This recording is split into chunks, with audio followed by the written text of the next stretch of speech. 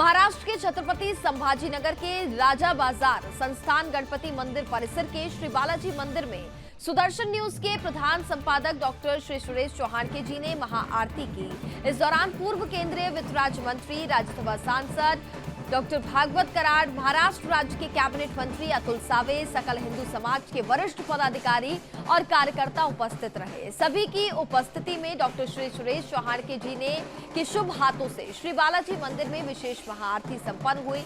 आपको बता दें कि तिरुमाला में तिरुपति बालाजी मंदिर के प्रसाद में गौमांस की चर्बी और मछली के तेल की मिलावट का मामला सामने आने के बाद पूरे देश के हिंदुओं में काफी आक्रोश देखा जा रहा है और इसी मुद्दे को लेकर डॉक्टर श्री सुरेश चौहान जी ने एक वीडियो जारी किया था कि मैं सभी हिंदुओं को आह्वान करता हूं कि आपके आसपास जहां पर भी श्री बालाजी का मंदिर है वहां पहुंचकर आरती करें। मैं खुद छत्रपति संभाजीनगर के राजा बाजार परिसर के श्री बालाजी मंदिर में महाआरती करने जा रहा हूं। इस कार्यक्रम के दौरान डॉक्टर श्री सुरेश चौहान जी ने सबसे पहले संस्थान गणपति मंदिर में गणेश जी के दर्शन किए।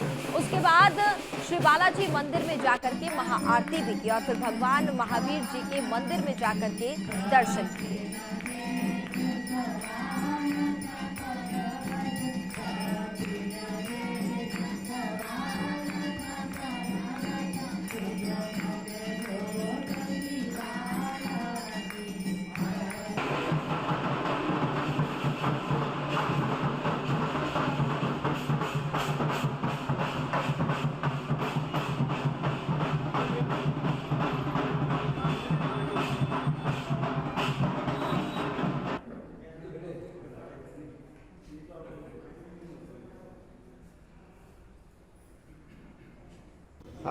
तिरुपति बालाजी तिरुमाला मंदिर में प्रसाद के साथ जो मिलावट की गई, षड्यंत्र पूर्वक वहाँ की शुद्धता शुचिता पर जो आघात किया गया, इसलिए पूरे देश भर में आज महाआरतियों का आयोजन किया गया था। हज़ारों जगह पर ये आरतियाँ हुई। उसी क्रम में आज छत्रपति संभाजी महाराज नगर में आरती का आयोजन किया गया था। मैं दिल्ली से यहाँ इसी कार्यक्रम के लिए आया हूँ और कल गंगापुर में जाने वाले हैं, उसमें भी इस मुद्दे को हम उठाएंगे। कुल मिलाकर हिंदू मूर्तियों को हथौड़े से तोड़ना और षड्यंत्रों से आस्था का आघात, ये एक ही चीज़ है और इसलिए औरंगजेब ने मूर्ति तोड़कर जो पाप किया उससे भी बड़ा पाप ये प्रसाद में मिलावट करके किया है। इसका हर हिंदू विरोध करे, ये हमारी अपील है। सर, देश के अधिकतर मंदिर जो है राज्य सरकार के अधीन होते हैं, जो पैसा है वहाँ जाता है, बिल्कुल उसको आप चिंगों से छुड़ाने का वक्त आया है। बिल्कुल, ये हम तो कई वर्षों से ये कह रहे हैं और मैं तो स्वयं शिरडी का रहने वाला हूँ, इसलिए मंदिरों के धन का और ख़ास करके धन मतलब वो भक्तों का जो डोनेशन है उसका दुरुपयोग कैसे होता है सभी जगह हम देखते हैं। ये हिंदुओं को और भक्तों को देना चाहिए, जो भी जिस भगवान का भक्त है। मंदिर का व्यवस्थापन होते कि सरकार का ये काम नहीं है। सरकार मस्जिदें नहीं चलाती, चर्च नहीं चलाती, तो मंदिर क्यों चलाती है। एमआईएम के सांसद पूर्व इम्तियाज जलील कल रामगिरी महाराज की अटक की मांग को लेकर और वक्फ बोर्ड का जो बिल है उसको रद्द करने की मांग को लेकर मुंबई जा रहे हैं, उस बारे में क्या कहेंगे आप? ऐसे जहाँ हो जाएंगे, हम भी हिंदू लेके जाएंगे। सबसे पहला विरोध रामगिरी महाराज का गंगापुर में हुआ था, इसलिए जब कराड़ साहब ने कहा कि गंगापुर में कार्यक्रम है, मैं कश्मीर से आया हूँ स्पेशली इसलिए, कश्मीर का इलेक्शन छोड़ के, क्योंकि जहाँ पर भी संत का विरोध होगा, भगवे का विरोध होगा, और तो ये इस निमित्त विरोध करने वाले सामने आने ही चाहिए ना। एक साल पहले यही इम्तियाज जलील तो सर्वधर्म संभाव की बात करता था, भाईचारे की बात करता था। कहाँ गया भाईचारा? इसी रामगिरी महाराज के जाकर चरण छूता था। अब क्यों नहीं छू रहे, अब क्यों विरोध कर रहा है? तो ये सब नंगे हो गए हैं, ये बिल से साफ बाहर आ रहे हैं और इसलिए ये जहाँ विरोध करेंगे वहाँ हिंदू भी करेंगे। बीजेपी की जहाँ सरकार है वो तो हिंदुओं का हमेशा ही रक्षण करती है और हिंदुओं के लिए कड़क कायदे भी बनाने का हिंदुओं को लिए चल रहा है। और जो तिरुपति बालाजी के प्रदर्शन में या मंदिर में जो कुछ हुआ है उसका हम निषेध करते हैं।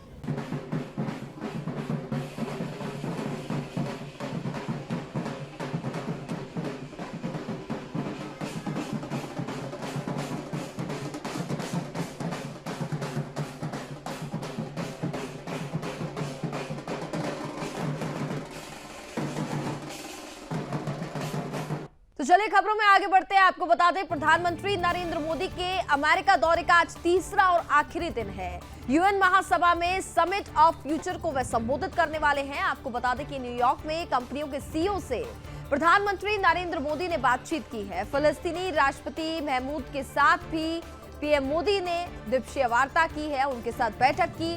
प्रधानमंत्री नरेंद्र मोदी ने अमेरिका दौरे के दूसरे दिन न्यूयॉर्क के इंडोर स्टेडियम में प्रवासी भारतीयों को संबोधित किया और इसके अलावा प्रधानमंत्री ने दुनिया की दिग्गज टेक कंपनियों के शीर्ष पदाधिकारियों के साथ राउंड टेबल बैठक भी की। आज प्रधानमंत्री संयुक्त राष्ट्र महासभा में समिट ऑफ फ्यूचर को संबोधित करने वाले हैं।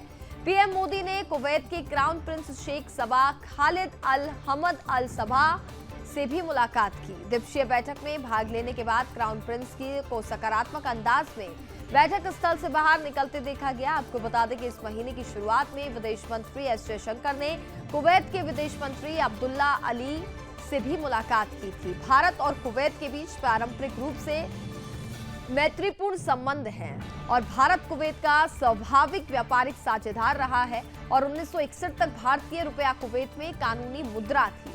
पीएम मोदी ने यूएन की समिट से पहले न्यूयॉर्क में फिलिस्तीनी राष्ट्रपति महमूद अब्बास के साथ भी द्विपक्षीय बैठक की।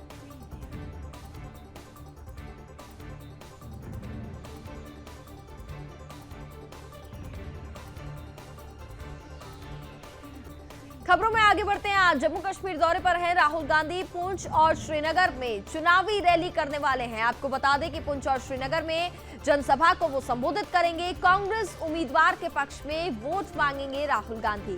कांग्रेस सांसद और लोकसभा में विपक्ष के नेता राहुल गांधी आगामी विधानसभा चुनाव में कांग्रेस और गठबंधन उम्मीदवारों के लिए प्रचार करने के लिए आज जम्मू कश्मीर का दौरा करने वाले हैं। आपको बता दें कि 25 सितंबर को होने वाले दूसरे चरण के मतदान से पहले पार्टी के लिए समर्थन जुटाने के लिए राहुल गांधी पुंछ और श्रीनगर में रैलियों को संबोधित करने वाले हैं। कांग्रेस एनसी गठबंधन के उम्मीदवार शाहनवाज चौधरी के समर्थन में पुंछ के यहां पर सुरनकोट में रैली करेंगे और इसके बाद वह जम्मू कश्मीर प्रदेश कांग्रेस कमेटी के अध्यक्ष तारिक हमीद कर्रा के लिए भी समर्थन मांगने के लिए श्रीनगर के मध्य शॉल्टिंग निर्वाचन क्षेत्र में एक सभा को संबोधित करेंगे। खबरों में आगे बढ़ेंगे और अब बात कर लेते हैं बिहार की। पटना में बीजेपी द्वारा चंद्रवंशी ललकार सम्मेलन का आयोजन किया गया। इस अवसर पर बीजेपी के प्रदेश अध्यक्ष दिलीप जायसवाल, उप मुख्यमंत्री सम्राट चौधरी, विजय कुमार सिन्हा, केंद्रीय मंत्री गिरिराज सिंह, नित्यानंद राय, संजय जायसवाल समेत कई विधायक और पार्टी कार्यकर्ता उपस्थित रहे। सम्मेलन में प्रदेश अध्यक्ष दिलीप जायसवाल ने कांग्रेस नेता राहुल गांधी पर तीखा हमला बोला।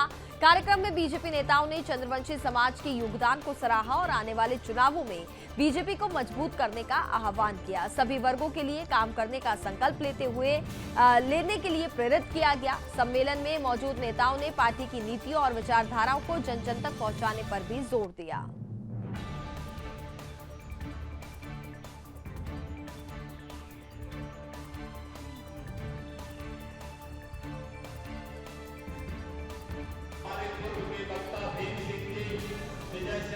विश्वास है कि जिस तरह से हमारे पूर्व के वक्ता भीम सिंह जी, विजय सिन्हा जी, सरदार चौधरी जी, गिरिराज सिंह जी, संजय जायसवाल जी ऐसे वक्ता ने विश्वास है कि जिस तरह से हमारे पूर्व के वक्ता भीम सिंह जी, विजय सिन्हा जी, सरदार चौधरी जी, गिरिराज सिंह जी, संजय जायसवाल जी ऐसे वक्ता ने सम्राट जरासंध के बारे में और आपके समाज के चंद्रवंशी समाज के बारे में जितनी बातें बताई है, मुझे गर्व है कि आज मैं चंद्रवंशी समाज के इस सम्मेलन में आया हूं।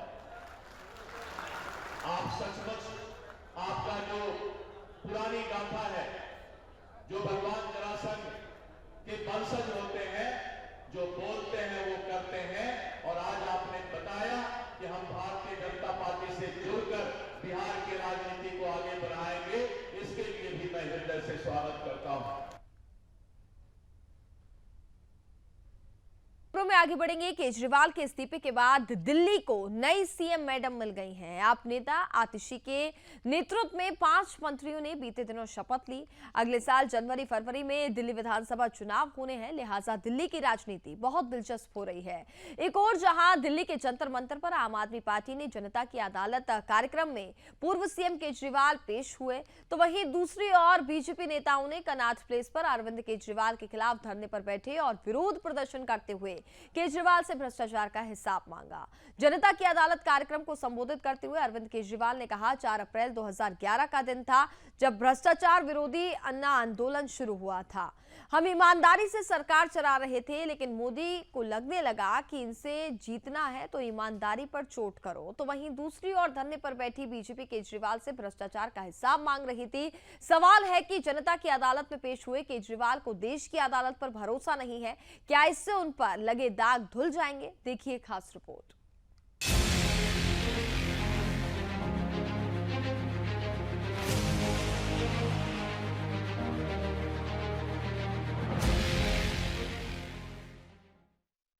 दिल्ली का सियासी गदर, केजरीवाल का जंतर मंतर। केजरीवाल का ऐलान, कुर्सी नहीं चाहिए सम्मान। केजरीवाल की ललकार, कौन कितना ईमानदार। बीजेपी आरएसएस से सवाल, तय है बवाल।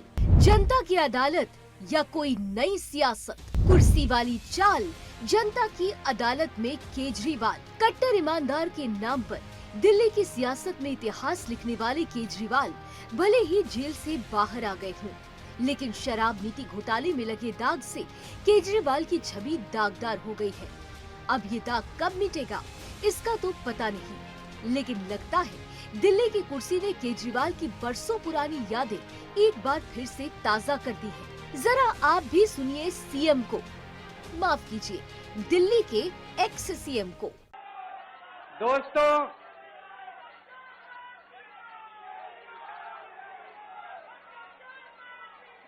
आज आप लोगों के बीच में आके बहुत अच्छा लग रहा है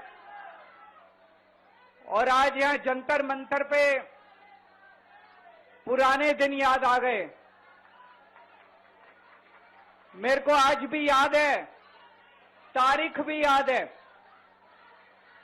4 अप्रैल 2011 का दिन था जब आजाद भारत का भ्रष्टाचार विरोधी सबसे बड़ा आंदोलन, अन्ना आंदोलन, यहां जंतर मंतर से शुरू हुआ था। अपनी ईमानदारी का झंडा उठाए केजरीवाल भले ही कह रहे हों कि कुर्सी का मोह नहीं रहा, मुझे सीएम पद की या सत्ता की भूख नहीं है, मैं पैसे कमाने नहीं आया था। 10 साल में 10 बंगले, 10 प्लॉट हो जाते, लेकिन मैंने कुछ नहीं कमाया। हम देश के लिए आए थे, देश की राजनीति बदलने आए थे। लेकिन सत्ता का इतना जिक्र करना कहीं इस बात का संकेत तो नहीं कि केजरीवाल के दिल से सत्ता का मोह जा ही नहीं रहा। जेल से बाहर आ गए और जेल से बाहर आने के बाद मैंने इस्तीफा दे दिया। आपके मन में ये चल रहा होगा कि केजरीवाल ने इस्तीफा क्यों दिया। मैंने इस्तीफा इसलिए दिया क्योंकि मैं ये सब करने के लिए, गंद करने के लिए नहीं आया था। मैं भ्रष्टाचार करने के लिए नहीं आया था। मैं सत्ता का लालच, सत्ता की भूख नहीं है मेरे को सीएम की कुर्सी की भूख नहीं है। मैं पैसे कमाने नहीं आया। पैसे कमाने होते इनकम टैक्स कमिश्नर की नौकरी करता था, उस नौकरी में जितने करोड़ों रुपए चाहता मैं कमा सकता था। पैसे नहीं कमाने, देश के लिए आए थे, भारत माता के लिए आए थे। हालांकि दिल्ली की कुर्सी छोड़ केजरीवाल ने एक ही तीर से कई निशाने साधे हैं। संघ प्रमुख मोहन भागवत जी से भी केजरीवाल ने 5 सवाल पूछकर बीजेपी को कटघरे में खड़ा कर दिया। मेरा पहला प्रश्न है मोहन भागवत जी से, जिस तरह मोदी जी देश भर में लालच देके या ईडी और सीबीआई की धमकी देके, डरा के दूसरी पार्टी के नेताओं को तोड़ रहे हैं, पार्टियां तोड़ रहे हैं, सरकारें गिरा रहे हैं, क्या ये देश के लिए सही है? मेरा दूसरा प्रश्न है उनसे, देश भर में सबसे भ्रष्टाचारी नेताओं को मोदी जी ने अपनी पार्टी में शामिल करवा लिया।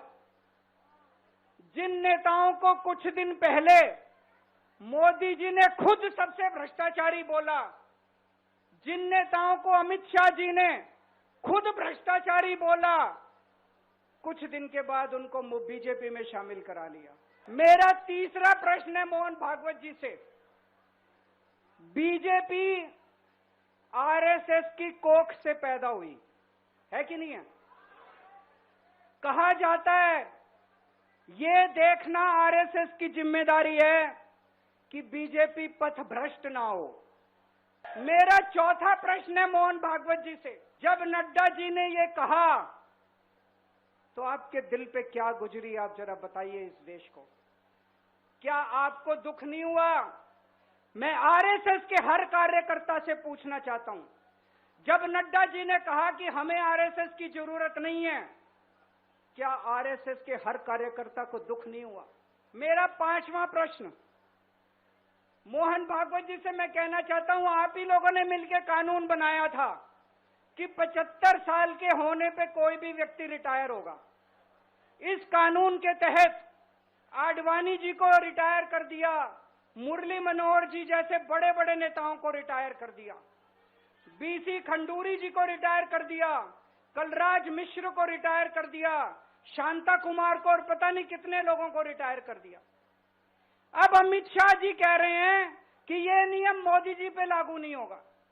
तो मैं मोहन भागवत जी से पूछना चाहता हूं, क्या आप इससे सहमत हो कि जो नियम आडवाणी जी पे लागू हुआ वो मोदी जी पे लागू नहीं होना चाहिए? कहते हैं ना कि जब इंसान अर्श से फर्श पर आता है तो अक्सर उसको पुराने दिन याद आते हैं। अपने आज के भाषण में साल 2011 को याद करना केजरीवाल के लिए मानो दिल पर भारी पत्थर रखने जैसा था। लेकिन अब देखना दिलचस्प होगा कि क्या दिल्ली की जनता केजरीवाल को दोबारा सत्ता में लाएगी या उन्हें ईमानदारी का आईना दिखाएगी। Bureau report, Sudarshan news.